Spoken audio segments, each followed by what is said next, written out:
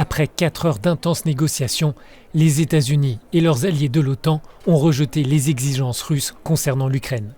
Mais l'Alliance veut garder la porte ouverte aux pourparlers. Interrogée par Euronews, la vice-secrétaire d'État américaine Wendy Sherman a lancé un avertissement face à la menace d'une invasion russe contre Kiev. Tout est possible dans le monde, mais je dirais ceci, ça ne sera pas à cause d'un échec de la diplomatie. Il s'agira du président Vladimir Poutine qui aura fait le choix qui, je pense, apportera beaucoup de tristesse à ses compatriotes, hommes et femmes, car il y aura un coût économique important si la Russie mène cette action.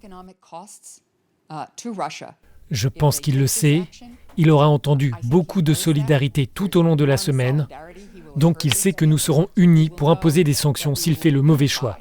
J'espère qu'il fera le bon choix.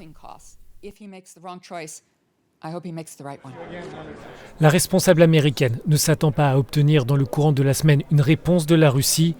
Elle voit son effort diplomatique s'inscrire dans le cadre d'un dialogue général sur des dossiers critiques qui se poursuivront jeudi à l'OSCE.